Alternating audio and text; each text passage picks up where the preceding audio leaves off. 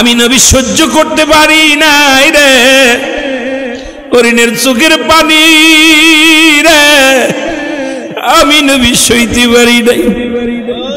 আমি নবী ছেড়ে দিছি, ইহুদি রে একটু দাঁড়াও, একটু দাঁড়াও, হরিণ তার দুধ পান করাইয়া সন্তানদের দুধ খাওয়াইয়া ফিরে আসবে, একটু অপেক্ষা করো। ইহুদি বলে, তুমি কি পাগল হয়েছ? বনের পশু কোনোদিন ফিরে আসে, যেটা শিকারি করা সম্ভব হয় না সেটা ফিরে আসবে, তুমি আমারে পাগল বোঝাও। তুমি দাঁড়াও, যদি হরিণ না আসে সারা জীবন তোমারে আমি গোলাম বানায় রাখবো, আমার গোলাম হয়ে যাবে তুমি। আমার নবী দাঁড়াই রইলেন, যতক্ষণ পর্যন্ত হরিণ না আসবে তোমার সারণ না দাঁড়ায় থাকো। নবী আমার দাঁড়ায়া দাঁড়ায় অপেক্ষা আছে, হরিণের অপেক্ষায়। ওদিকে হরিণ যায় বাচ্চাদের ডাক দে, বলে বাচ্চারা রে আয় আয়, আমি জনম দুঃখিনী মা, ছুটে এসেছি তোদেরকে একটু দুধ পান করানোর জন্যে, আয় আয়। জনম দুঃখিনী মায়ের আহ্বান ডাক শুনিয়া ছুটে আসলেন বাচ্চারা, ডাক দে বলে, মা গো কি বলতে, এত কোথায় ছিলে এত বেলা? কয় বাবা শোন, এই ঘটনা ঘটেছে আমার শোনে, এখন দেরি হয়ে যাবে, জলদি করে দুধ পান করে নাও, কারণ আমার নবী আমার অপেক্ষা আছে না, জানি ইহুদি তার সঙ্গে কি ব্যবহার করে। কথা শুনে বাচ্চারা ডাক দে বলে, মা মা, জন্মের দুধ পান করবো না, জীবনের শেষ দুধ পান করবো না, চলো যাই, আমার নবী দাঁড়ায় আছে, কষ্ট হবে, তাড়াতাড়ি চলো, জলদি চলো, কারণ তোমার কারণে আমার কারণে আমার নবী কষ্ট পাবে, এটা মেনে নেওয়া যাবে না। আজকে যেমন মুসলমান নবীর জুলুসে মুসলমানদের রক্ত নিয়ে খেলা করো, তোমাদের অন্তর কি কাঁদে না? তোমাদের কি মায়া লাগে না? অপরাধ করেছিল কি? নবীর আগমনে একটু আনন্দ করেছে, নবীর আগমনের মিছিল করেছে, নবীর আগমনে খুশি হইয়া রাস্তায় নারায়ে সালাত বলে পাগলটা বাইর হয়েছে, তুমি রক্তে লাল করে দিলা তার দেহটা, রক্তে দুনিয়ার মধ্যে শহীদ করে দিলা। তুমি কেমন মুসলমান? কেমনে তুমি দাবি করো দাড়ি টুপির বড়াই করো? তুমি কেমন? তোমার কাছে কোনো মুসলমান যদি নিরাপদে না থাকে, রাসূলের আশিক যদি নিরাপদে না থাকে, তুমি কিসের ইসলাম প্রচার করতে চাও? কেন ইসলাম প্রচার করো? আমার বুঝি আসে না, জোরে জোরে চিল্লায় বলো ঠিক কি না? আল্লাহ নবীকে কথা শোনায় ইহুদি, নবী বলে, ইহুদি রে একটু অপেক্ষা করো, আইব। হঠাৎ দূরে আসছে, রাসূলুল্লাহর কদমের মধ্যে তিনটা হরিণ, পায়ের মধ্যে পড়ে বলে, ইয়া রাসূলুল্লাহ, ইয়া হাবিবাল্লাহ, নবী গো, ইয়া রাসূলুল্লাহ, ইয়া হাবিবাল্লাহ, নবী গো একটু দেরি হয়ে গেছে, আসতে দেরি হয়ে গেছি, ইয়া রাসূলুল্লাহ আমাকে ক্ষমা করেন, আমি কথা রাখতে পারি না, একটু দেরি হয়ে গেছে। হরিণ দেখে, একটা হরিণের বিনিময়ে তিনটা হরিণ। নবী কয়, শিকারী রে, একটা হরিণ গিয়েছিল, দুটা নাই, তিনটা হরিণ দেখো, হরিণগুলো ছানাগুলো এসেছে, নাও এই দেখো হরিণগুলো হাজির হয়ে গেছে।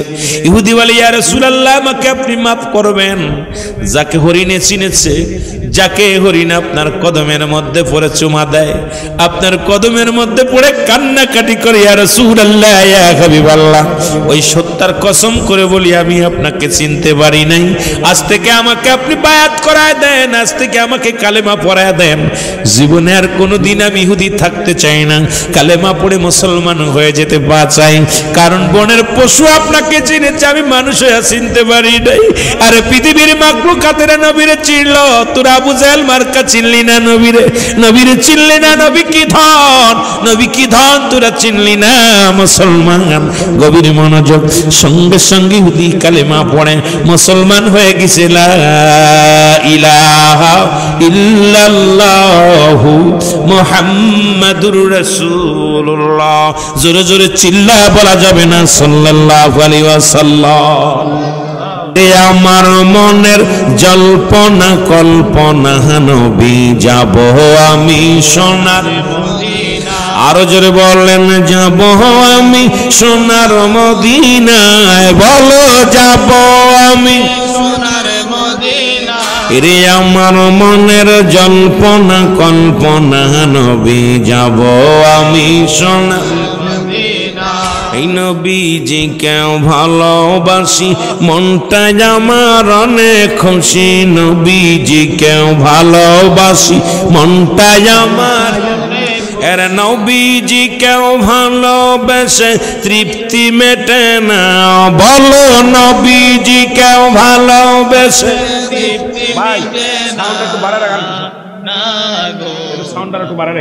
আমি সোনার মদিনা বলো যাব আমি সোনার মদিনা রে আমার মনের জল্পনা কল্পনা নবী যাব আমি সোনার মদিনা আমরাও ভণ্ডদের বিরোধিতা করি যেখানে অনৈতিক কাজ হয় আমরা এর পক্ষে না সাফাই গাই না ঢালুয়া ভাবে আপনি সবাইকে মাজারের বিরোধিতা করবেন আমরা বিপক্ষে তাদের ডাক দেন কথা বলেন অনৈতিক কাজগুলো বন্ধ করেন এটার পক্ষে তো আমরাও কিন্তু মাজার ভাঙ্গার পক্ষে আমরা না মাজার ভাঙ্গার পক্ষে আমরা না কারণ এটা ভেঙ্গে আপনি শেষ করতেছেন কোথায় হাজার হাজার হাজার হাজার গাঁজাখোর মদখোর ওই মাজারে যা পর আল্লাহর ওলি হয়ে গেছে আল্লাহর ওলির কাছে যাইয়ে কি হয়েছে কথা বলেন না কেন ওলি হয়েছে কিন্তু অনেক বিশ্ববিদ্যালয় লেখাপড়া করে সন্ত্রাস হয়েছে হয়েছে না বলেন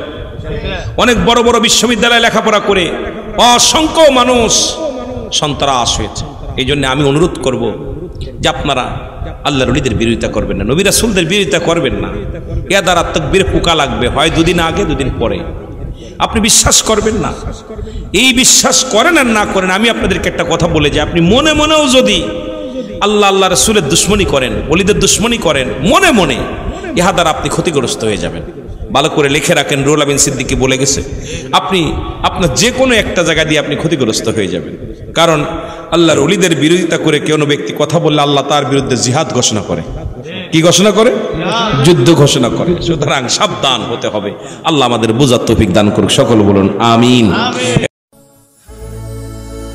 গোল্ড অফ মদিনা সুন্নিয়তের অহংকার আমার ভাইরা আমার বন্ধুরা আমার গভীর মনোযোগ তাহলে ইয়া দ্বারা প্রমাণ হলো মুসলিম মিল্লাতের এক নাম্বার ঈদের নাম হলো ঈদে মিলাদুন নবী মনে থাকবেনি জোরে বলেন মনে থাকবেনি তাহলে আমরা কেন নবী আগমনে খুশি হতে পারে নাই আপনি লেখাপড়া করে একটা চাকরি পাইলেন অত্যন্ত খুশি হলেন একটা ভালো শাদী করলেন খুশি হলেন জমি জমা করলেন খুশি হলেন বিদেশ গেলেন খুশি হলেন আপনার একটা ছেলে সন্তান হলো খুশি হলো মেয়ে সন্তান হলো খুশি হলেন কিন্তু নবীজি দুনিয়ার মধ্যে আগমন করলেন খুশি হতে পারেন নাই কেন কারণ নবী বলেন হায়াতি খায়রুল লাকুম আমার হায়াতের জিন্দেগিটা হলো উম্মতের জন্য কল্যাণ স্বরূপ উম্মতিরা রে শুনে নাও এই পৃথিবীর মধ্যে ভালো করে জেনে নেন বাবারা আমার বাবারা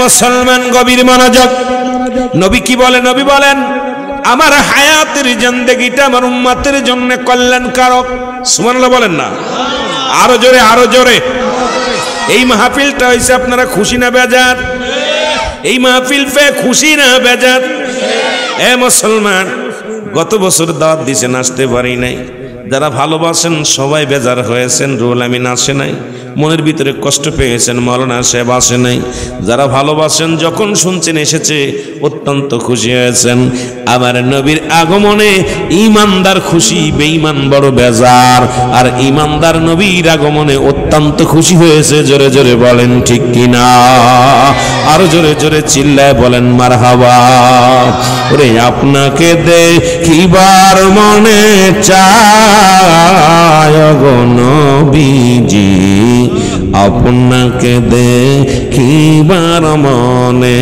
চায় বলেন আপনাকে দেখিবার মনে চায় গো নবীজি আপনাকে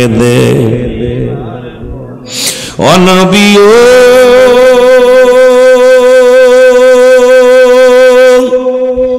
কঠিন মরুর দেশে আইলেন রাখালিয়ার বেশে মিশরাইতেন বনে জঙ্গলায় এর বনের যত পশুগণ ভক্তি করে নবীর দুচরণ। বলেন বনের যত ভক্তি করে নবীর দুচরণ।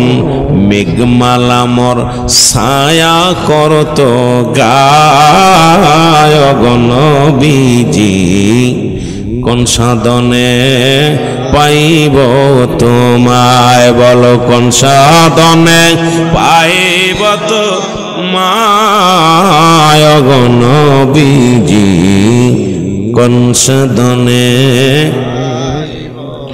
ও নবী ও এই কাঙ্গালের বেদনা লইয়া যান গো মদিনা, দেখবই আমরা নূরের রওজা খানি। ও নবী ও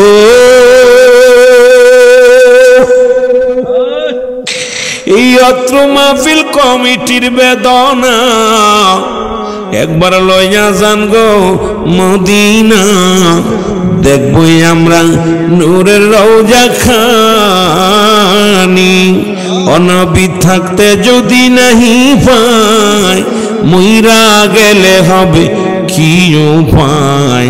দেখা দিবেন নিদানের বেলায় গো নবীজি, কোন সাধনে পাইব তোমায়? বলো কোন সাধনে পাইব তোমায় গো নবীজি, কোন সাধনে? এ আমার ভাইরা, আমার বন্ধুরা, আমার নবী লাগবে কবরে, নবী লাগবে মিজানে, নবী লাগবে ফুলসিরাতে, নবী লাগবে উমাল কিয়ামতের ময়দানে। নবী বিনে কোনো বান্ধব নাই, নবী বিনে কোনো দরদি নাই, নবী বিনে কোনো উপায় নাই। কোথায় যাবেন? নবী বিনে কোনো জায়গার যাওয়ার যত পথ নাই। শরীয়তের জিন্দেগিটা এই মিলাদুন নবী লাগবে। নবী বলতেছেন হায়াতি খায়রুল লাকুম, আমার হায়াতের জিন্দেগিটা আমার উম্মতের জন্য কল্যাণ স্বরূপ। কারণ পৃথিবীর মধ্যে উম্মতিরা গো,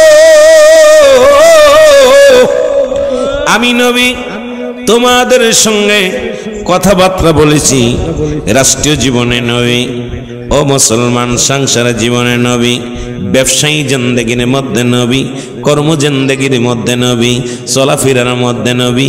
নবী বলে উম্মতিরা রে, আমি নবী তোমাদের সঙ্গে কথাবার্তা বলেছি, তোমাদের সঙ্গে কথাবার্তা বলেছি, তোমাদের সঙ্গে চলাফেরা করেছি। এই জন্যে আমার উম্মতের জিন্দেগিটা আমি নবী আগমনে কল্যাণ। আজকে নবী আমার দুনিয়ার মধ্যে আগমন করেছে মুসলিম মিল্লাতের জন্য কল্যাণকারক, গোটা বিশ্ববাসীর জন্য কল্যাণকারক। মুনাফিকেরা এখনো চিনতে পারে না আমার নবীরে। এই জন্য ঈমানদারেরা নবী পাইয়া অত্যন্ত খুশি, কারণ সমস্ত জিন্দেগির মধ্যে আমার নবী, নবী বিনে কোনো বান্ধব নাই, নবী বিনে কোনো দরদি নাই, নবী বিনে কোনো উপায় নাই। জোরে জোরে চিল্লা বলা যাবে না আমার হাবা, এর উপায় নাই রে, উপায় নাই রে, উপায় নাই। আমার দয়াল নবীর কদম বিনে উপায় নাই। আমার দয়াল, ওয়াজ মুখস্থ করো, ওয়াজ থেকে আলম ইয়াজিদ কে ইমান ফা। নবীজি দুনিয়ার মধ্যে এতিম অবস্থায় এসেছিল। নবীর বয়স আজকে সবে মাত্র 2 দিন। রাসূলের পাক শরীয়তে এখন বালকদের ওয়াজ বালকরাই তো শুনবে। ওয়াজ নবীজি আগমন করেছিল, কথাগুলো বুঝবে, লিখে নিবে, কারণ বাতিলদের সঙ্গে মোকাবেলা তোমাদের করা লাগবে। আমি গুনাহগার, প্রতিদিন তো ওলামা ইকরাম আসবে না, মসজিদের ইমাম সাহেবকে পাবে জুম্মা একদিন, মুখস্থ করবা। এগুলো রাসূলের শান, রাসূলের শওকত, রাসূলের সমস্ত উচ্চ মাকামগুলো তুলে ধরবা। মক্কা মদিনার ছেলেরা মেয়েরা রাস্তায় নেমেছিল নবীজির আগমনে। হাতের ভিতরে সবুজ পতাকা, হাতের ভিতরে খাজুরের ডাল নিয়া নবীজির আগমনে তালাল বদ্র আলাইনা, নবীর আগমনে তারা খুশি হয়ে রাস্তায় নেমে স্লোগান দিয়েছিল। আর নবীর মিলাদের মাহফিলে তোমরা ঘুমাইবে, মানতে পারি না, কারণ নবীর আগমনে খুশি না তোমরা বাবা? এই কথা বলো, খুশি না? তাহলে তোমাদের আনন্দিত হতে হবে। ছোট ছোট মাসুম বাচ্চাগুলো নবীজির ভালোবাসায় রাস্তায় নেমে গেছে, রাস্তায় নেমে গেছে। আসমান খুশি, জমিন খুশি, ফেরেশতারা খুশি, সবাই খুশি, কুল কায়নাত সব খুশি হলো। আর সেই নবীর আগমনের জুলুসের মধ্যে এক শ্রেণী বাতিলেরা বাধা দিয়া ক্ষতিগ্রস্ত করলো। এরা বুঝতে পারলো না যে নবীর আগমনে ফেরেশতা কুল খুশি, দাঁড়ায়া দাঁড়ায়া সালাম দিছে। আকাশের ফেরেশতারা নবীর শানে দুরূদ পড়েছে, ফের আল্লাহ নিজে পড়েছে নবীকে আহলান সাহলান স্বাগতম জানাইছে আমার নবীরে। সেই নবীর স্বাগতমে, নবীর মিলাদের মাহফিলে নবীকে সম্মান করতে হবে কি হবে না? আমার বাজানেরা গভীর মনোযোগ, ওয়াজ বুঝে নিবেন। রাত জেগে জেগে শুধু আমার আপনার মুখের গান আর গজল শুনবেন না, কথাগুলো খেয়াল করবেন। সুর বুঝে লাভ নাই, কথাগুলো খেয়াল রাখতে হবে যে কোন বক্তার কত সুর, কোন বক্তা কত স্টাইলে কথা বলতে পারে, কোন বক্তা কত বানোয়াট কথা বলতে পারে। এইগুলো শোনার দরকার নাই, কারণ বক্তার মুখের ভাষাগুলো রাসূলুল্লাহর এই গ্রহণযোগ্য কোরআন হাদিস দ্বারা আলোচনাগুলো, রাসূলের আগমনের কথাগুলো একটু শ্রবণ করতে হবে, দিলের কান্ডা লাগায় শুনতে হবে। আল্লাহ যেন শোনার মতো বোঝার মতো তৌফিক দান করে। জোরে বলুন মারহাবা। আমি যে কথাগুলো বলতেছিলাম, নবী নিজে বলেন আমার কথা না, হাদিস শরীফের কথা। নবী বলেন আমি দুনিয়ার মধ্যে আগমন করেছি উম্মতের কল্যাণের জন্য। সুবহানাল্লাহ বলেন না? আর একটু জোরে, আর একটু জোরে। আমি দুনিয়ার মধ্যে আগমন করেছি উম্মতের কল্যাণের জন্য। কেমনে সংসারে জীবন করবি, ওই ভালো করে খেয়াল করবেন বাবা। কেমনে রাষ্ট্র পরিচালনা করবি, কেমনে কৃষক কাজ করবে। নবী মাটি কাটছে, নবী মাটি টানছে, নবী বকরি চড়াইছে, নবী রাজত্বই পালন করেছে, বাদশার বাদশা ছিলেন। নবী শুধু পেটে পাথরে বেঁধেছে, আবার নবী এমন কাপড়ও গায়ে দিছে যে কাপড়ের দাম 42,000 দিরহাম। যিনি বাদশারও বাদশা ছিলেন। ও মুসলমান শুনে নাও, নবীজি বিয়ে শাদী করছে, তাদের ছেলে মেয়ে ছিল। সুতরাং কোনভাবে রাষ্ট্রীয় পরিচালনা করবে, কোনভাবে সাংসারিক জীবন করবে, কোনভাবে নবী স্বামী ছিলেন, নবী বাবা ছিলেন, নবীজি দুনিয়ার মধ্যে এইরকম সব হালাতগুলো রাহমাতুল লিল আলামিনের ভিতরে ছিল। এই জন্য নবীর আগমনে গোটা পৃথিবীর মাখলুকাতগুলো খুশি। কিন্তু বাংলাদেশের কিছু মুনাফিকেরা, পৃথিবীর কিছু মুনাফিকেরা রাসূলের আগমনে খুশি হতে পারে নাই। তারা নবীর আগমনে যখন আমরা জুলুস করি, যখন নবীজির মহব্বতে আমরা মিলাদ পড়ি, দাঁড়ায়া দাঁড়ায়া নবীর সালাম দিই, নবীর শান মানে যখন আনন্দিত লাভ করি, তখন ওই মুনাফিকদের কলিজার মধ্যে যে লাগে। জোরে বলো ঠিক কিনা? আমার ভাইয়েরা, আমার বন্ধুরা, গভীর মনোযোগ। রাহমাতুল নবী আবার কিছু মুনাফিকেরা কয় নবী মারা গেছেন। নবী কি বলে শুনে নেন, আমার মুখের কথা না। নবীজি বলতেছেন ওফাতি খায়রুল লাকুম, আমি ওফাত হলো, আমি বিদায় নিলাম। আমার বিদায়টাও আমার উম্মতের জন্য কল্যাণকারক। যেহেতু মিলাদুন নবী ভালো করে আলোচনা বুঝতে হবে। আজকের এই পোস্টারের আলোচনা যদি করি রাত শেষ হয়ে যাবে।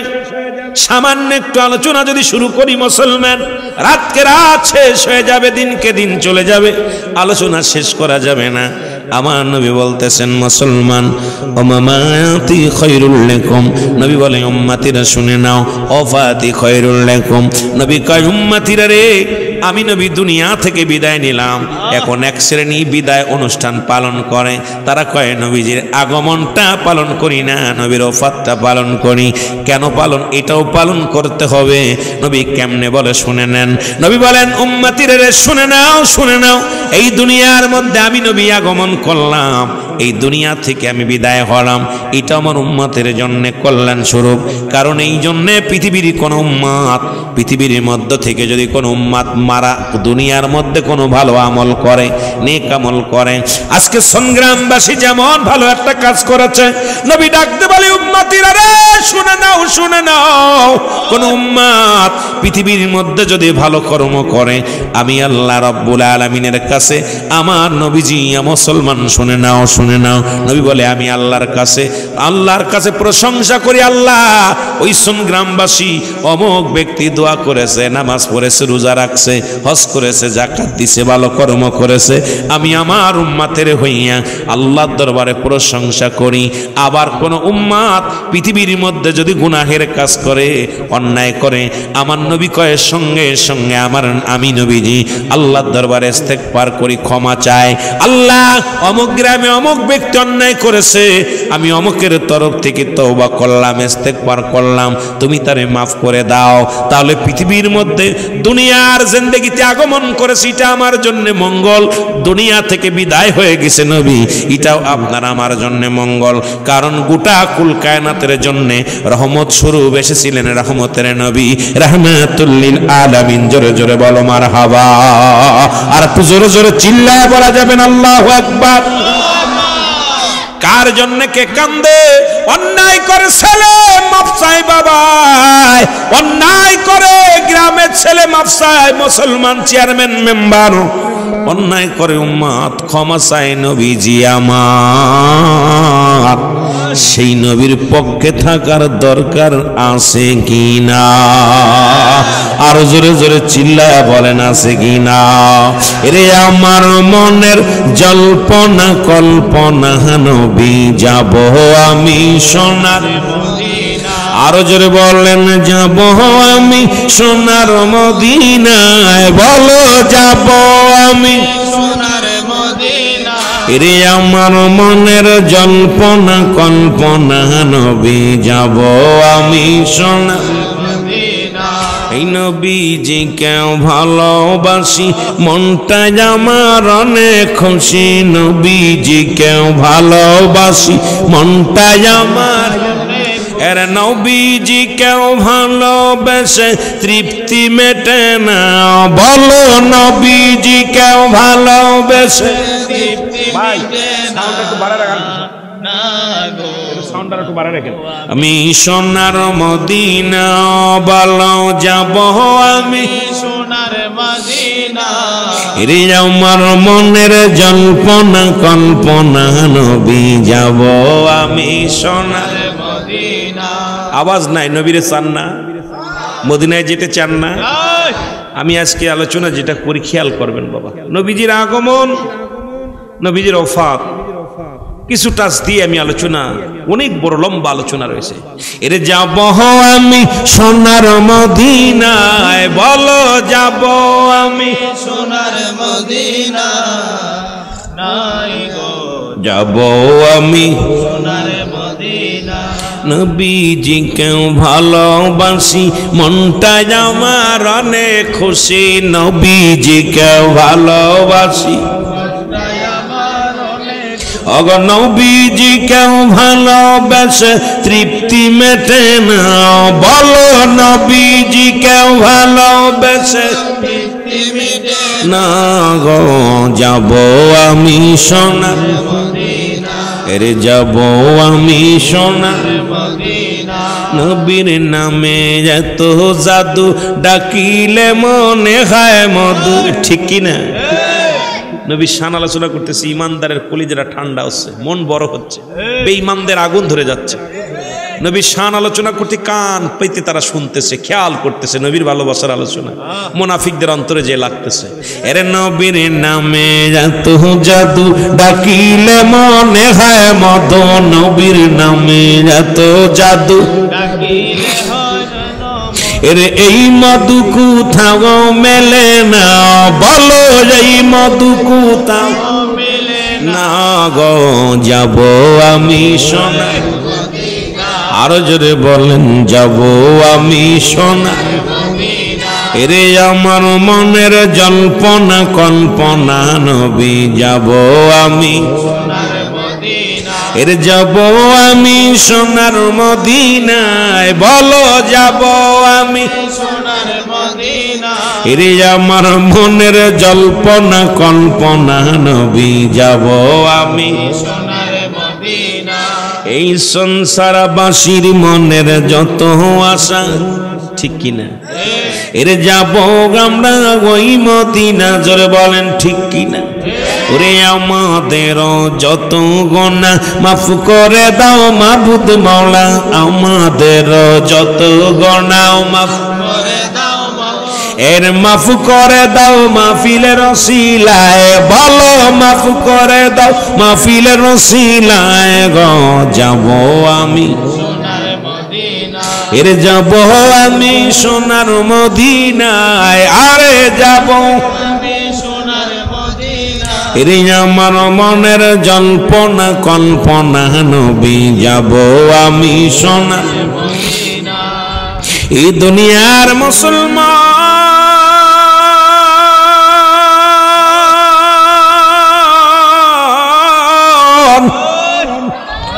নবী বাদ দেওয়ার কোনো জায়গা নাই, নবী মাইনাস করার কোনো জায়গা নাই।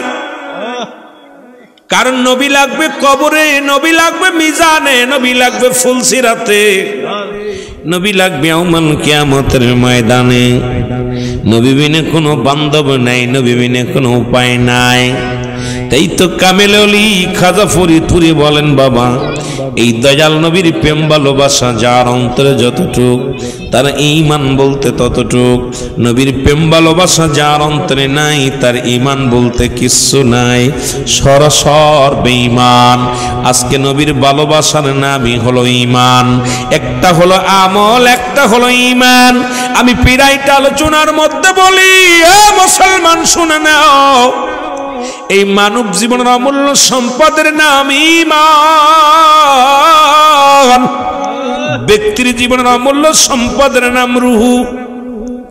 রুহুবিহীন যেমন বডির কোনো মূল্য নাই। আপনাদের এলাকা থেকে কত মানুষ মারা গেছে, কত সুন্দর চেহারা ছিল, কত হ্যামসাম যুবক ছিল, তারা দুনিয়া থেকে বিদায় হয়ে গেছে, শুধু নিঃশ্বাসটা নাই। ব্যক্তির জীবনের অমূল্য সম্পদের নাম রুহু। রুহুবিহীন বডির কোনো মূল্য নাই, হাত নাই, পা নাই, আপনার একটা চোখ নাই, কান নাই, একটা পা নাই, রুহু আছে, বডিটার দাম আছে। এই বডিটা কেউ কবরে শোয়াবে না। এই বডিটার মধ্যে রুহু থাকার কারণে মাসকে মাস হাসপাতালের বেডে কান্দে। দেখা যায় 2-4 বছর প্যারালাইসিস হয়ে পড়ে আছে। সন্তানেরা কষ্ট করে কিন্তু বিদায় করে দেয় না। কেন দেয় না? আপনার এই দেহের মধ্যে প্রাণ পাখিটা আছে, ওই বাতাসটা ধরপর করার কারণে বডি সব জায়গা ওয়াসাল হয়ে গেছে। রুহুটা শুধু বুকের মধ্যে ধরপর করে, এই বডিটারে বিদায় করে দেয়া হয় না। কারণ কেন হয় না? আমরা জানি রুহুটা থাকাকালীনই বিদায় হওয়া সম্ভব নয়। আমার বাবারা আবার দেখতে শুনতে ভালা, বডি ভালা, চোখ ভালা, হাত ভালা, পা ভালা, রুহুটা নাই, বডিটার কোনো মূল্য নাই। সঙ্গে সঙ্গে বিদায়ের জন্য প্রস্তুতি হয়ে যাবে। দেখা যায় মাইকে এলাহান করে যায়, অমুক গ্রাম অমুকবাসী ইন্তেকাল করেছে, ইন্না লিল্লাহি ওয়া ইন্না ইলাইহি রাজিউন। এবার ডাকতে বলে অমুক মিয়া অমুক দিন ইন্তেকাল করেছে, মরহুমের জানাজার নামাজ সকাল 10টায় পড়া হবে। শুধু বাতাসটা বাইর হওয়ার কারণে মরহুম হয়ে গেলেন। এ মুসলমান শুনে নাও, এই বডির যেমন মূল্যবান সম্পদ হলো রুহু, বডির যেমন মূল্যবান সম্পদ হলো রুহু, আপনার আমলের সর্বোচ্চ ঈমানটা হলো এই পৃথিবীর মধ্যে মানব জীবনের অমূল্য সম্পদের নাম হলো ঈমান। ঈমানবিহীন কোনো আমলের মূল্য নাই। রুহবিহীন যেমন বডির কোনো দাম নাই। এই কথা হবে না, ওয়াজ মুখস্থ করতে বলছি। ঈমানবিহীন কোনো আমলের মূল্য নাই, রুহবিহীন কোনো বডির মূল্য নাই। বাবা তদ্রূপ ঈমান একটা আমল, একটা ঈমান আমল। নামাজ, রোজা, হজ, যাকাত এগুলো সব হলো আমল। ওয়াজ শুনতেছেন এটা হলো আমল, ওয়াজ করতেছেন এটা হলো আমল, নামাজ পড়ছেন এটার নাম আমল, রোজা রাখছেন এটার নাম আমল, দান সদকা করেছেন এটার নাম আমল। আর ঈমান হলো নবী মুহাম্মদুর রাসূলুল্লাহ সাল্লাল্লাহু আলাইহি ওয়াসাল্লাম। জোরে জোরে চিল্লায়া বলা যাবে না আল্লাহু আকবার। তাকবীর, নারে রিসালাত, ইয়া রাসূলুল্লাহ।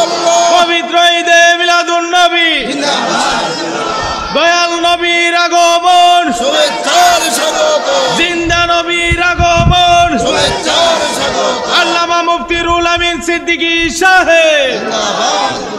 বুঝছেন কি আলোচনা? সার কথা 4-5 ঘন্টার আলোচনা কিন্তু আমি করে ফেলেছি।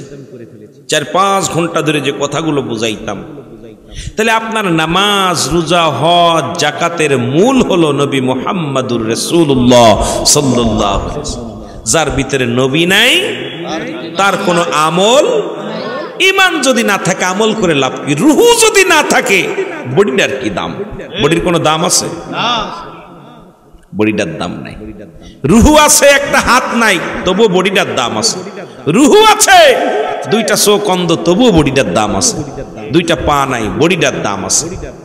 রুহু যখন একটা ব্যক্তির জন্য মূল্যবান সম্পদ, ঈমান নামের বস্তুটা হলো আমলের জন্য বড় একটা সম্পদ। আপনার আমল করার আগে হলো ঈমান টানতে হবে। সেই ঈমান যদি নবী আপনার ভিতরে না থাকে তাহলে আপনার কোনো আমলে লাভ নাই। নামাজ, রোজা, হজ, যাকাত সব বরবাদ। আগে আনতে হবে ঈমান। সেই ঈমান হলো নবী মুহাম্মাদুর রাসূলুল্লাহ সাল্লাল্লাহু আলাইহি ওয়াসাল্লাম। এই জন্য কামেলে মুকাম্মেল বলে ঈমান আমল আমার নবী মুস্তাফায়ে গো। জাহান্নামে পড়ে থাকি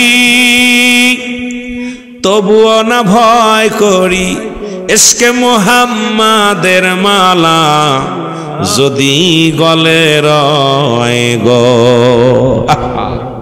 কেমনে আশেক বলতেছে ঈমান ও আমল আমার নবী। যদি জাহান্নামের কীট বানায় দাও দুঃখ নাই, নবী মুহাম্মাদের মালা যদি আমার গলায় থাকে, নবী মুহাম্মাদের ইশকে যদি আমার অন্তরে থাকে, পৃথিবীর কোনো আগুন, কোনো জাহান্নাম, পৃথিবীর কোনো কিছুকে আমি ডর করি না। কারণ সব কিছুর মধ্যে আমার নবী, আর নবী আমার দেহের মধ্যে থাকলে কোথায় জাহান্নাম, কোথায় নরক, ভয় করি না। ইমানদারের ঈমান হলো নবী মুহাম্মাদুর রাসূলুল্লাহ সাল্লাল্লাহু আলাইহি ওয়াসাল্লাম। জোরে জোরে চিল্লায় বলেন মারহাবা।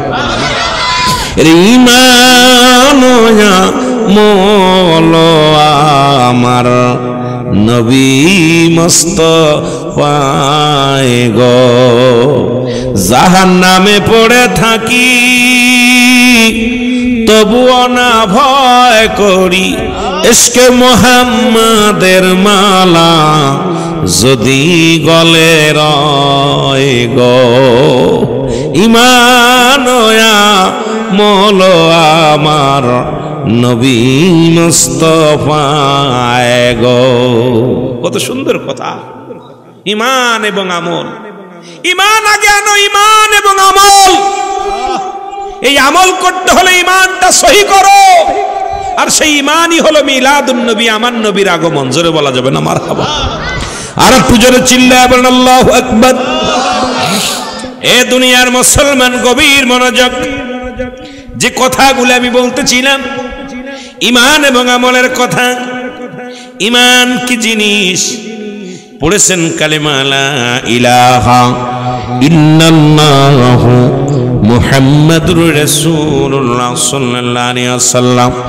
লা ইলাহা নাই কোনো ইলাহ, ইল্লাল্লাহু এক আল্লাহ ছাড়া নাই কিছু নাই। আল্লাহ বলে বান্দা নাই কিচ্ছু নাই, ডানি তাকাইবি কিচ্ছু নাই, বামে তাকাইবি কিচ্ছু নাই, সামনে তাকাইবি কিচ্ছু নাই, পিছনে তাকাইবি কিচ্ছু নাই। লা ইলাহা নাই কোনো ইলাহ, ইল্লাল্লাহু এক আল্লাহ ছাড়া আমি ছাড়া কিচ্ছু নাই। সব জায়গায় আমি, সব দিকে ডানে আমি, বামে আমি, সামনে আমি, পিছনে আমি, সবখানে আমি আল্লাহ। আর আমাকে চিনার জন্যে, আমাকে পাওয়ার জন্য একটা মাধ্যম আছে। সেই মাধ্যম ঠিকানাটা আমি আল্লাহ জানায়া দিলাম, শুনে নাও। মুহাম্মাদুর রাসূলুল্লাহ। জোরে জোরে চিল্লায়া বলা যাবে না সুবহানাল্লাহ? আমি আল্লাহকে পাওয়ার জন্য, আমি আল্লাহকে চিনার জন্যে একটা মাধ্যম ঠিকানা, সেই ঠিকানা হলো আমার নবী। আর নবীর কাছে যারা যাবে, নবীকে যারা পেয়ে যাবে, আল্লাহ চিনার জন্যে তাদের জন্য সহজ উপায় হয়ে যাবে। আল্লাহ চিনার জন্যে তাদের জন্য একটা উত্তম উপায় হয়ে যাবে। নবী না চিনে কোশ্চিন কালো আল্লাহকে চিনার সম্ভব নয়, কোশ্চিন কালো আল্লাহকে পাওয়া সম্ভব নয়। কারণ আগে লাগবে নবী, তারপরে হলো আমার আল্লাহ। যার ভিতরে নবী বিরাজ করে তার ভিতরে আল্লাহ বিরাজ করবে। আল্লাহ রব্বুল আলামিন ওই আশিকের দিলের মধ্যে থাকবে। এখন আল্লাহ রব্বুল আলামিন কোথায় থাকে আমরা চিনতে হবে। আল্লাহ বলেন ফি আনফুসিকুম আফালা তুবসিরুন। আল্লাহ বলেন বান্দারে আমি তোমাদের মধ্যে আছি। কোথায় আছি? আল্লাহ কোথায় আছে? মসজিদে আছে। কথা বলেন না কেন? আল্লাহ কোথায় আছে? আল্লাহ প্রতিটা মুমিনের কলবে থাকে, মুমিন বান্দার কলবে। আল্লাহ থাকে কোথায়? মুমিনের ঘরের মধ্যে। সেই ঘরটা যাদের পবিত্র হয়ে যাবে, এটার মধ্যে যারা আল্লাহকে হাজির করতে পারবে, রাসূলকে হাজির করতে পারবে, ওই মুমিন বান্দার কলবের মধ্যে আল্লাহ থাকে। এখন আমরা দেখি মসজিদে যায় শুধু সিজদা দিলাম, আল্লাহরে ডাকলাম, মনে করি শুধু মসজিদে আল্লাহ আছে, বাইরে বুঝি আল্লাহ নাই। আরে আল্লাহ যে প্রতিটা মুমিনের কলবের মধ্যে আছে, এই যে মুমিন তালাশ করে একবার পেয়ে গেছে, এই পৃথিবীতে তার মুর্দা দিল জিন্দা হয়ে গেছে। আর পৃথিবীতে তার ভয় নাই, কবরে তার ভয় নাই, মিজানে তার ভয় নাই, ফুলসিরাতে ভয় নাই। আল্লাহ পাক যার অন্তরের মধ্যে একবার প্রবেশ করেছে, ওই ব্যক্তির মুর্দা দিল জিন্দা হয়ে গেছে পৃথিবীর মধ্যে। সেই হলো অমর, সেই হলো শান্তিময় মানুষ। এই জন্য আল্লাহকে হাজির করতে হলে রাসূলকে খুশি অবশ্যই করতে হবে। জোরে জোরে চিল্লায় বলেন ঠিক কিনা? আল্লাহ পাহাড়ে, নগরে, মন্দিরে কোথাও থাকে না। কোথায় থাকে?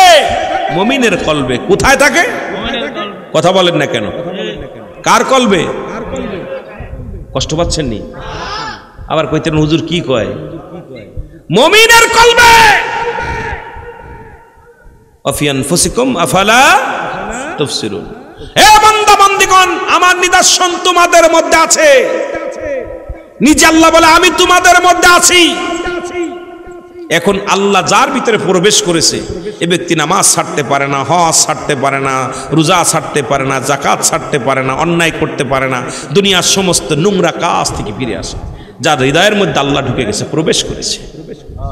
এখন সবার কাছে আল্লাহ আছে, কিন্তু মুমিনের কলবের মধ্যে আল্লাহ বিরাজ করে। এই জন্য আল্লাহ তোমায় খুঁজতে যায়া পড়ে গেছি ভীষণ দায়। কোথায় তুমি? মসজিদে যা সুবহানাল্লাহ সুবহানাল্লাহ আলহামদুলিল্লাহ করতেছি, যেই বাইরে আসতেছি ঘুষ সুদ খাইতেছি, সুদের মধ্যে, ঘুষের মধ্যে। মসজিদে গেলে যদিও মসজিদে যাইয়া সিজদার মধ্যে বলতেছি আল্লাহ, রুকুর মধ্যে আল্লাহ, নামাজের মধ্যে আল্লাহ, যেই বাইর হচ্ছে আইসা সুদ ঘুষ দুনিয়া ধরে ফেলতেছে। তার মানে চিন্তা করি খালি মসজিদে আল্লাহ আছে। আরে মুমিনের কলবের মধ্যে, মুমিন যখন হয়ে যায়, এই কলবের মধ্যে কলবটা নাপাক দিল যখন জিন্দা হয়ে যায়, আর এই নাপাক দিল যখন জিন্দা হয়ে যায়, জিন্দা দিলের মধ্যে আল্লাহ বিরাজ করে। ওই বান্দার কলব পূর্ণিমা চাঁদের মতো হয়ে যায়। ওই 14ই রাত, 14ই পূর্ণিমা রাত যেমন ঝলক মারে আকাশে, তদ্রূপ ইমানদারের যখন আল্লাহ রব্বুল আলামিন বান্দার কলিজার আর কলবের মধ্যে প্রবেশ করে, আর বান্দা তখন কলবুস সালিম, আত্মাটা পরিষ্কার হয়ে যায়, আত্মা পরিষ্কার ওই পূর্ণিমা চাঁদের মতো হয়ে যায়। তখন এই মুর্দা দিল জিন্দা হইয়া ওর দিলটা আল্লাহ আল্লাহ জিকির জারি হয়ে যায়, ওর দিলের ভিতরে রাসূলের প্রেম এসে যায়, ওর দিলের ভিতরে আল্লাহ আল্লাহ জারি হয়ে যায়, ওর দুনিয়া ছুড়ে দেয়, দুনিয়া ফেলে দিয়ে আল্লাহর মুখাফেক্ষি হয়ে যায়, সব বাদ দিয়া আল্লাহর মুখাফেক্ষি হয়ে যায়। জোরে বলা যাবে না মারহাবা?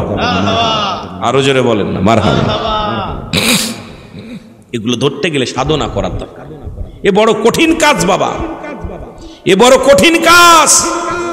এগুলো সাধনা করতে এলে রিয়াজও করা লাগে, সাধনা করা লাগে। এই জন্যে সাধু, অনেক সাধু তারা দুনিয়ার সব কিছু ছেড়ে দিছে আল্লাহকে পাওয়ার জন্যে।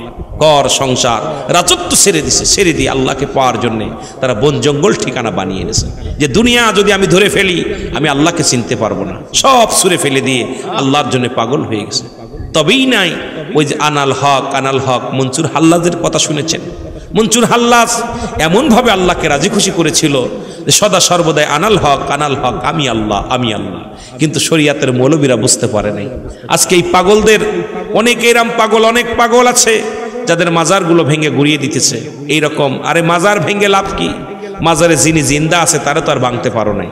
মাজারে যিনি আল্লাহর ওলি শুয়ে আছে তাকে তো আর ভাঙতে পারছো না, ভাঙতেছ ইট প্যাটকেল ভাঙতেছ, ভাঙো। এই হাদিসটাকে ঘুরাইয়া ফেলেছে হযরত রাসূল আকরাম সাল্লাল্লাহু আলাইহি সাল্লাম।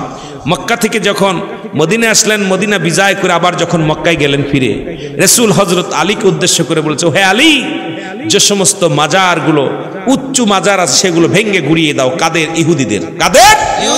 ইহুদিদের মাজার ভাঙ্গার ফতোয়া আছে। হাদিসটা পড়ে নাই। এখানে প্রস্রাব করিবেন না করিলে 50 টাকা জরিমানা। এই করিবেন না, দাড়ি কমা বোঝেন আমার দেশের মৌলবীরা, দাড়ি কমা না বুঝা এখানে প্রস্রাব করিবেন না করিলেই 50 টাকা জরিমানা।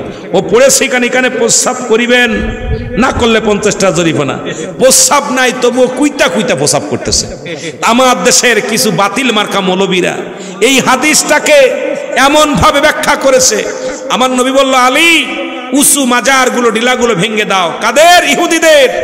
ইহুদিদের মাজার ভাঙ্গার ফতোয়া আছে, কোন আল্লাহর ওলির মাজার ভাঙ্গার ফতোয়া আসে নাই, কোন নবী রাসূলদের মাজার ভাঙ্গার ফতোয়া আসে নাই। ফতোয়া আছে ইহুদিদের মাজার ভাঙ্গার। সেই মাসালাটার কি ডেকে এনে আমার দেশের মৌলবীরা কয় মাজারগুলো গুড়া করে দাও, মাজারগুলো গুড়া করে দাও, ভেঙ্গে দাও। দুঃখজনক। কারণ চাচার কবর কোথায়? চাচি কান্দে কোথায়? কান্দে কোথায়? একটা ফতোয়া দেবেন? আমার দেখান না হাদিসটা, হাদিসটা একটু লক্ষ্য করেন না, হাদিসটার ব্যাখ্যা একটু দেখেন না, হাদিসের শানে নজুল দেখেন, হাদিসের তাফসীর দেখেন, হাদিসের অর্থটা ভালো করে বোঝেন, বুঝলে সব কিছু পেয়ে যাবেন।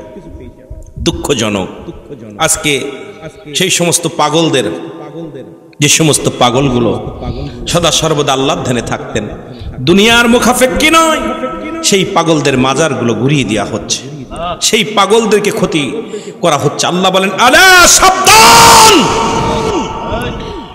ইন্না নিশ্চয়, আলা ইন্না উলিল্লাহি, আল্লাহর তরফ থেকে যারা ওই পাগল হয়, আল্লাহ দিনের পাগল যারা হয়, লা নাই খাউফুন শব্দের অর্থ হয় আল্লাহ যদি অবস্থান করে হুমদের উপরে, জানুন তাদের চিন্তা নাই, ভাবনা নাই।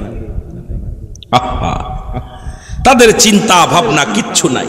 সুতরাং আপনি আমি মাজারগুলো ঘুরিয়ে ঘুরিয়ে দিচ্ছি, কি মাজার কি অপরাধ করেছে? কি অপরাধ করেছে মাজার? কইতে পারেন মাজারে গাঁজা চলে, হ্যাঁ, অনেক মাদ্রাসায় বলৎকার চলে, চলে কি চলে না? ভেঙে ঘুরিয়ে দিচ্ছেন, কথা কয় না কেন? শুধু তাই নয়, মাজার অনৈতিক কাজ করে, শুনছেন আপনারা, বলছেন অনেক মাদ্রাসা অনৈতিক কাজ হয়, এগুলো আমরা বলি। কিন্তু ওই মাজার আলা মসজিদ উপহার দিছে, মাদ্রাসা উপহার দিছে। ওই মসজিদ আলা ওই মাজার আলা যে ইসলাম প্রচার করেছে, হাজার মসজিদ আলা এই উপকার করতে পারে নাই। কারণ এই বাংলাদেশে যত ওলি আল্লাহ আসছেন, একজন ওলি আল্লাহ যা করেছে পৃথিবীর হাজার হাজার আলেমরা সেটা করতে পারে নাই। জোরে বলেন ঠিক কিনা? নারে তাকবীর, নারে রিসালাত, নবী আলীর দুশমনেরা হুঁশিয়ার সাবধান, পবিত্র ঈদে মিলাদুন নবী জিন্দাবাদ জিন্দাবাদ। আমরাও ভণ্ডদের বিরোধিতা করি, যেখানে অনৈতিক কাজ হয় আমরা এর পক্ষে না, ছাপাই গাই না। ঢালুয়া ভাবে আপনি সবাইকে মাজারের বিরোধিতা করবেন, আমরা বিপক্ষে। তাদের ডাক দেন, কথা বলেন, অনৈতিক কাজগুলো বন্ধ করেন, এটার পক্ষে তো আমরাও। কিন্তু মাজার ভাঙ্গার পক্ষে আমরা না, মাজার ভাঙ্গার পক্ষে আমরা না। কারণ এটা ভেঙ্গে আপনি শেষ করতেছেন কোথায়? হাজার হাজার হাজার হাজার গাঁজাখোর মদখোর ওই মাজারে যা পর আল্লাহর ওলি হয়ে গেছে। আল্লাহর ওলির কাছে যাইয়ে কি হয়েছে? কথা বলেন না কেন? ওলি হয়েছে। কিন্তু অনেক বিশ্ববিদ্যালয় লেখাপড়া করে সন্ত্রাস হয়েছে, হয়েছে না? বলেন, অনেক বড় বড় বিশ্ববিদ্যালয় লেখাপড়া করে অসংখ্য মানুষ সন্ত্রাস হয়েছে। এই জন্য আমি অনুরোধ করব যে আপনারা আল্লাহর ওলিদের বিরোধিতা করবেন না, নবী রাসূলদের বিরোধিতা করবেন না। এ দ্বারা তাকবীরে পোকা লাগবে, হয় দুদিন আগে দুদিন পরে। আপনি বিশ্বাস করবেন না, এই বিশ্বাস করেন আর না করেন, আমি আপনাদেরকে একটা কথা বলে যে আপনি মনে মনেও যদি আল্লাহ আল্লাহ রাসূলের দুশমনী করেন, ওলিদের দুশমনী করেন মনে মনে, ইহা দ্বারা আপনি ক্ষতিগ্রস্ত হয়ে যাবেন। ভালো করে লিখে রাখেন, রুহুল আমিন সিদ্দিকী বলে গেছে, আপনি আপনার যে কোনো একটা জায়গা দিয়ে আপনি ক্ষতিগ্রস্ত হয়ে যাবেন। কারণ আল্লাহর ওলিদের বিরোধিতা করে কোনো ব্যক্তি কথা বললে আল্লাহ তার বিরুদ্ধে জিহাদ ঘোষণা করে। কি ঘোষণা করে? যুদ্ধ ঘোষণা করে। সুতরাং সাবধান হতে হবে। আল্লাহ আমাদের বুঝার তৌফিক দান করুক। সকল বলুন আমিন। একটু মহব্বতের সঙ্গে দুরূদ শরীফ পড়েন। আল্লাহুম্মা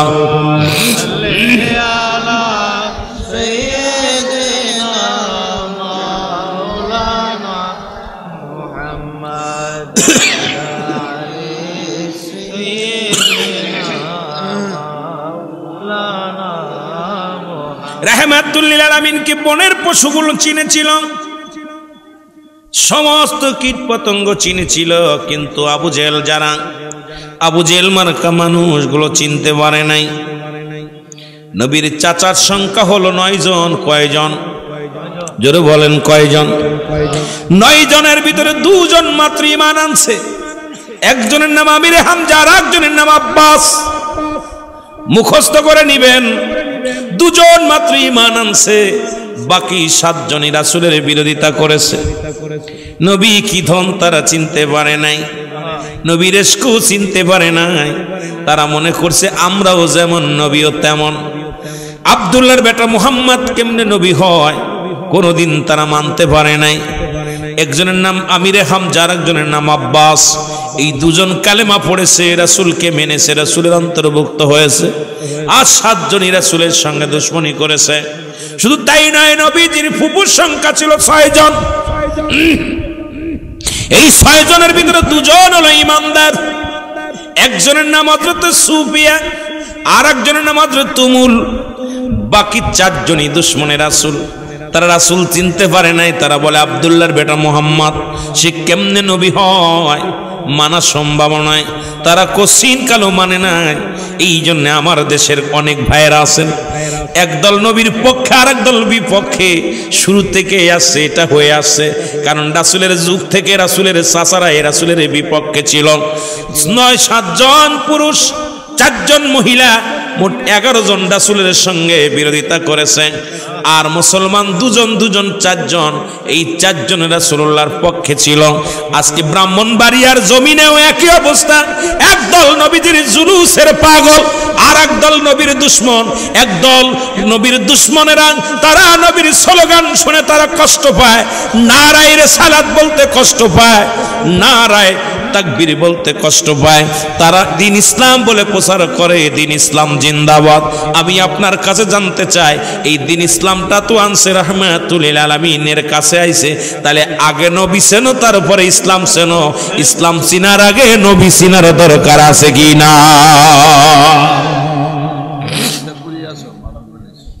আশ্চর্যজনক। মারাত তো করবেই। এখন আপনারা দেখতেছেন ওদের পক্ষে লোক বেশি। হ্যাঁ, রাসূলুল্লাহর পক্ষে ছিল মাত্র 4 জন, বিপক্ষে ছিল 11 জন। কয়জন ছিল বলেন? কয়জন ছিল? নবীর রক্তের আপনজন। আহা, নবীর চাচারা এই 7 জন নবীকে মানতেই পারে নাই। রাসূলকে কটাক্ষ করেছে, গালি দিছে, আঘাত করেছে, বেতের আঘাত করেছে, পাথরের আঘাত করেছে। নবী কাঁদছে। জনম দুঃখিনী মা নাই, বাবা নাই, সান্ত্বনা দেবে কে? আবু তালেব এসে দেখে আবু জেহেল মেরে রক্তাক্ত করেছে আমার নবীর। রাস্তার কিনারে দাঁড়ায় দাঁড়ায় নবী কান্দে। নবী হাউমাউ করে কাঁদতেছে। চাচা আবু তালেব ডাক দে, বলে মুহাম্মদ কি হয়েছে? বলে চাচা আমার মা নাই, আমার বাবা নাই, আমাকে মেরেছে। কে মেরেছে? আবু জেহেল মেরেছে।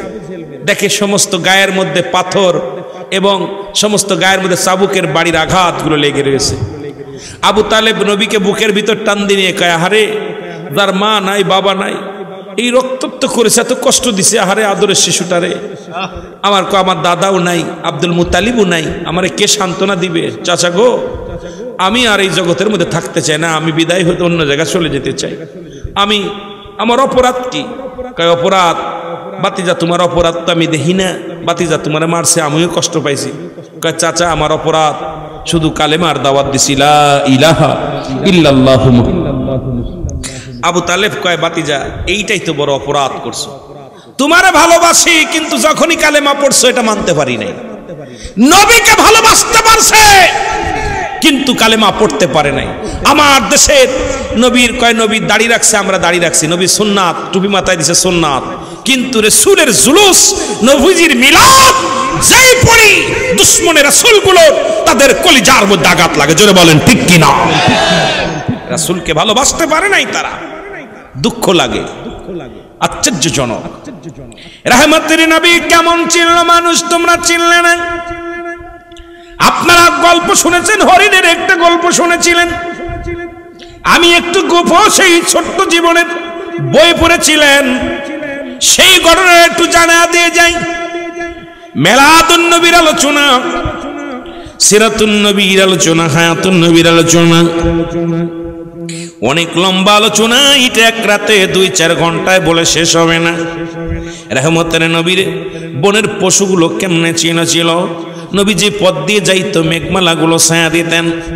মা মেনা বলে, আমার নবী যখন গর্বে, মানুষের তো অনেক লক্ষণ হয়, আমি কোনো লক্ষণ পাইলাম না, কারণ আমার সন্তান গর্ভের মধ্যে শুনেছি সন্তান যখন গর্ভে আসে মেয়েদের বমি বমি ভাব হয়, মাথা ঘুরলে হয়, খাবার রুচি থাকে না, কত কিছু হয়। আল্লাহর কসম করে বলতেছি, নূরে মুহাম্মদুর রাসূলুল্লাহ সাল্লাল্লাহু আলাইহি ওয়াসাল্লাম আমার গর্বে এগুলোর কোনো কিছু আমি অনুভব করতে পারি নাই। এমনকি আমি যখন রাস্তা দিয়ে প্রবেশ করতাম, মেঘমালাগুলো আমার ছায়া দিয়ে রাখতো, আমার গায়ে যেন রোদ পড়তে পারে না, রৌদ্র যেন না পড়ে। এত ভালোবেসেছিলেন আমার আল্লাহ রাব্বুল আলামিন তার হাবিবকে মায়ের গর্ভে থেকেও সুরক্ষিত রাখছে। জোরে জোরে চিল্লায় বলেন আল্লাহু আকবার। অনবী কঠিন মরুর দেশে রাখালিয়ার বেশে, বলেন কঠিন মরুর দেশে রাখালিয়ার বেশে, মিশরাইত বনে জঙ্গলায় নবীজি কোন সাধনে পাইব তোমায়, বলো কোন সাধনে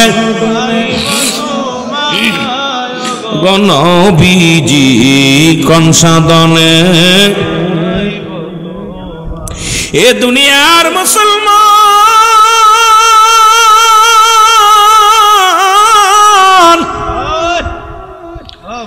সমস্ত মাখলুকাত নবীর চিনেছে, কারণ সমস্ত মাখলুকাতের নবী, 18,000 মাখলুকাতের নবী, ভূতের নবী, দেবের নবী, জিনের নবী, মানুষের নবী, দানবের নবী। নবী শুধু সাধারণ মানুষের নবী না, সমস্ত কুল কায়নাত নবীর আগমনে খুশি। নবীরে চিনেছিল, যে গল্পটা আমি বলতেছিলাম শুনে নেন বাবা। রহমতের নবী জঙ্গল দিয়ে যায়, দেখে শিকারি একখানা হরিণ দরিয়া বেঁধে রেখেছে গাছতলায়। হরিণটার জবান খুলে গেছে রাসূলকে দেখে। সুবহানাল্লাহ বলেন না, আর একটু জোরে, আস্তে।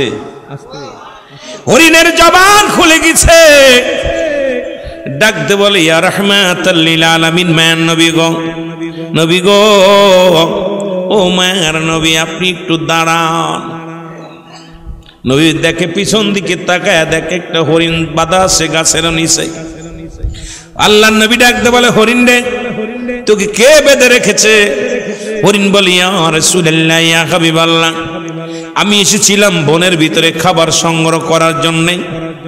আমি আমার খাবারের জন্য সংগ্রহ করার জন্য, খাবারের জন্য ছুটে এসেছিলাম বনে।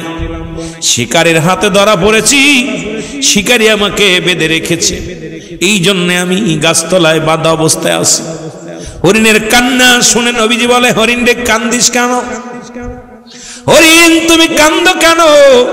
হরিণ বলে, ইয়া রাসূলুল্লাহ, ইয়া হাবিবাল্লাহ, আমার জীবনের পরোয়া করি না, জীবনের মায়া করি না, আমার ছোট ছোট 2টি মাসুম বাচ্চা রেখে আসি ইয়া রাসূলুল্লাহ, ইয়া হাবিবাল্লাহ। সকালবেলা রেখে আসি, দুপুর গড়িয়ে গেল, একটু দুধু খাওয়াইতে পারি না, বাচ্চা 2টি মায়ের অপেক্ষা আছে। ইয়া রাসূলুল্লাহ, ইয়া হাবিবাল্লাহ, মা কখন আসবে? মা তো এমনই হয়, মা কেমন হয়? ইহা দ্বারা প্রমাণ হয় অনেক কথা আলোচনা, মুসলমান শুনে নাও। রাসূলুল্লাহ বলে হরিণ রে কি বলতে চাও? বলি ইয়া রাসূলুল্লাহ ইয়া হাবিবাল্লাহ, আপনি যদি আমার গলার রশিটা একটু খুলে দিতেন, আমি আমার মাসুম বাচ্চা দুটিরই দুধ পান করাইয়া আবার আপনার কদমের মধ্যে আমি হাজিরা দিয়ে দিতাম। জোরে জোরে চিল্লায় বলো মারহাবা। ওই আপনাকে দেখিবার মনে চায় গো নবীজি, আপনাকে দেখিবার মনে চায়, ওরে আপনাকে দেখিবার মনে চায় গো নবীজি, আপনাকে দে ও নবী ও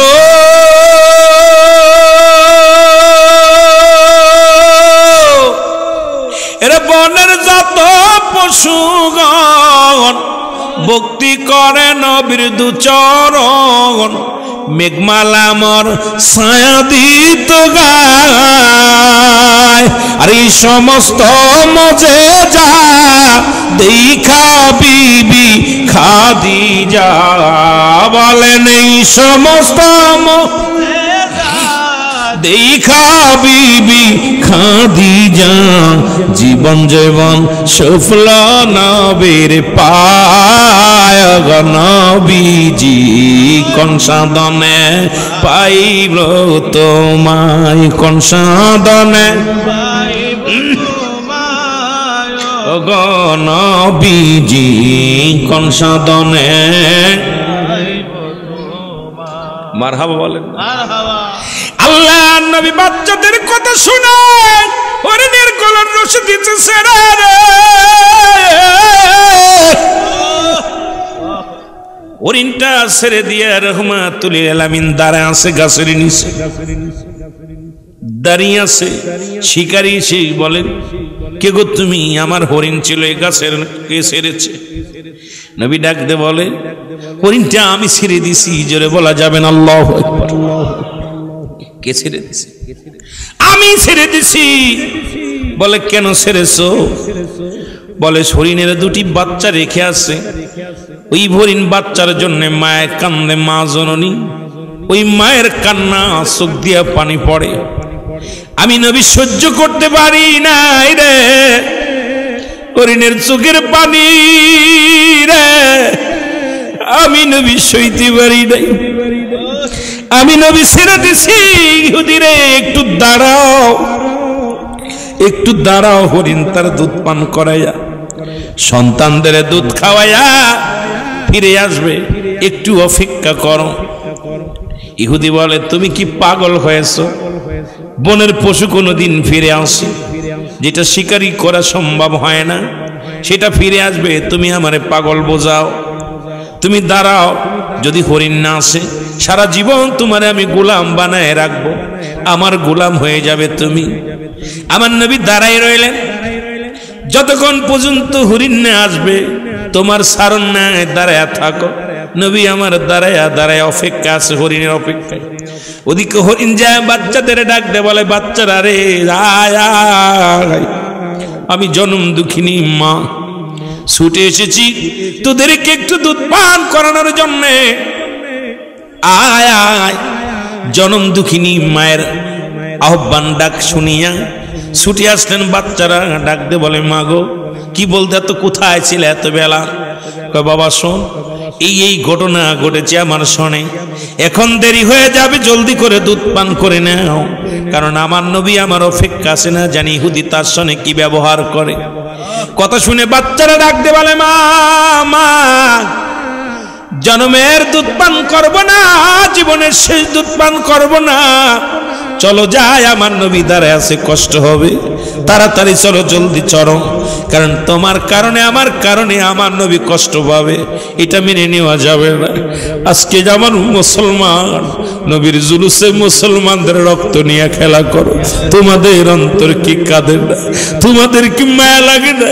অপরাধ করেছিল কি? নবীর আগমনে একটু আনন্দ করেছে, নবীর আগমনের মিছিল করেছে, নবীর আগমনে খুশি হইয়া রাস্তায় নারায়ে রিসালাত বলে পাগলটা বাইরে এসে তুমি রক্তে লাল করে দিলা তার দেহটা, রক্ত দুনিয়ার মধ্যে শহীদ করে দিলা। তুমি কেমন মুসলমান, কেমনে তুমি দাবি করো দাড়ি টুপির বড়াই করো? তুমি কেমন? তোমার কাছে কোন মুসলমান যদি নিরাপদে না থাকে, রাসূলের আশিক যদি নিরাপদে না থাকে, তুমি কিসের ইসলাম প্রচার করতে চাও? কি ইসলাম প্রচার করো? আমার বুঝি আসে না, জোরে জোরে চিল্লায় বলো ঠিক কি না? আল্লাহ নবীকে কথা শোনায় ইহুদি। নবী বলে ইহুদি রে একটু অপেক্ষা করো, আইব। হঠাৎ দৌড়ে আসছে রাসূলুল্লাহর কদমের মধ্যে 3টা হরিণ, পায়ের মধ্যে পড়ে বলে ইয়া রাসূলুল্লাহ ইয়া হাবিবাল্লাহ, নবী গো ইয়া রাসূলুল্লাহ ইয়া হাবিবাল্লাহ, নবী গো একটু দেরি হয়ে গেছে, আসতে দেরি হয়ে গেছে, ইয়া রাসূলুল্লাহ আমাকে ক্ষমা করেন, আমি কথা রাখতে পারি না, একটু দেরি হয়ে গেছে। হরিণ দেখে একটা হরিণের বিনিময়ে 3টা হরিণ। নবী কয় শিকারী রে, একটা হরিণ গিয়েছিল, 2টা নাই, 3টা হরিণ। দেখো হরিণগুলোর ছানাগুলো এসেছে, নাও এই দেখো হরিণগুলো হাজির হয়ে গেছে। ইহুদি বলে ইয়া রাসূলুল্লাহ আমাকে আপনি মাফ করবেন, যাকে হরিণে চিনেছে, যাকে হরিণ আপনার কদমের মধ্যে পড়ে চুমা দেয়, আপনার কদমের মধ্যে পড়ে কান্নাকাটি করে ইয়া রাসূলুল্লাহ ইয়া হাবিবাল্লাহ, ওই সত্যার কসম করে বলি আমি আপনাকে চিনতে পারি নাই, আজ থেকে আমাকে আপনি বায়াত করায় দেন, আজ থেকে আমাকে কালেমা পড়ায় দেন। জীবনে আর কোনোদিন আমি ইহুদি থাকতে চাই না, কালেমা পড়ে মুসলমান হয়ে যেতে চাই, কারণ বনের পশু আপনাকে চিনেছে, আমি মানুষ হয়ে চিনতে পারি নাই। আরে পৃথিবীর মাখলুকাতেরা নবীরে চিনল, তোরা আবু জাহেল মার্কা চিনলি না নবীরে, নবীরে চিনলি না, নবী কি ধন, নবী কি ধন, তোরা চিনলি না মুসলমান। গভীর মনোযোগ, সঙ্গে সঙ্গে ইহুদি কালেমা পড়ে মুসলমান হয়ে গেছে। লা ইলাহা ইল্লাল্লাহু মুহাম্মাদুর রাসূলুল্লাহ।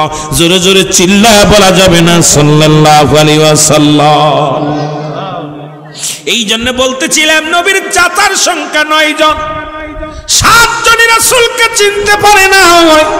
ওই 7 জনের অনুসরণ করে যারা, কিয়ামত পর্যন্ত নবী মানবে না তারা, নবীর প্রতি শ্রদ্ধা করবে না তারা, নবীকে গালি দিবে তারা, ঈদে মিলাদুন নবীর বিরোধিতা করবে তারা।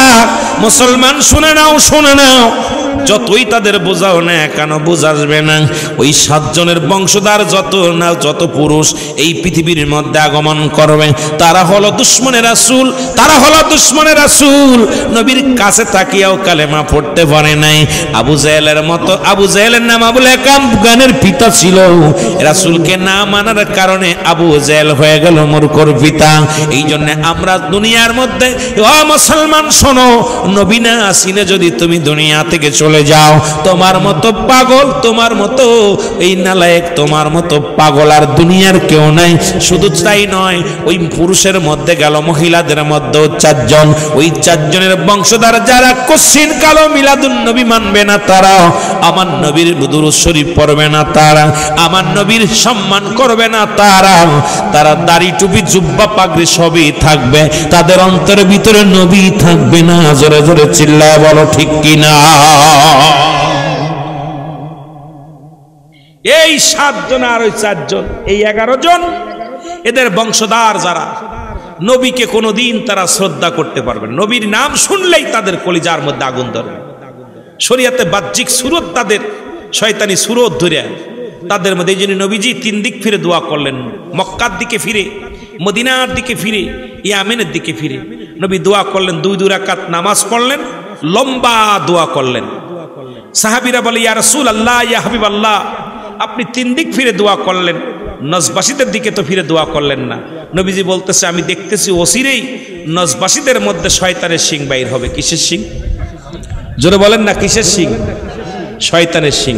নবীজি নিজে বলে গেছে, আল্লাহর কসম আমার কথা, নবীজি বলছে আমি দেখতেছি অচিরেই নজবাসীদের মধ্যে শয়তানের শিং বাইর হবে। তা আমার দেশে এই নজবাসীগুলো আজকে তারা দেখবেন দাড়ি টুপি জুব্বা পাগড়ি সব ঠিক আছে, নবীর দুশ্মন, রাসূলুল্লাহর দুশ্মন, ওলি আল্লাহদের দুশ্মন, মাজারের দুশ্মন। জোরে জোরে চিল্লায় বলেন ঠিক কিনা? তাকবীর, নারে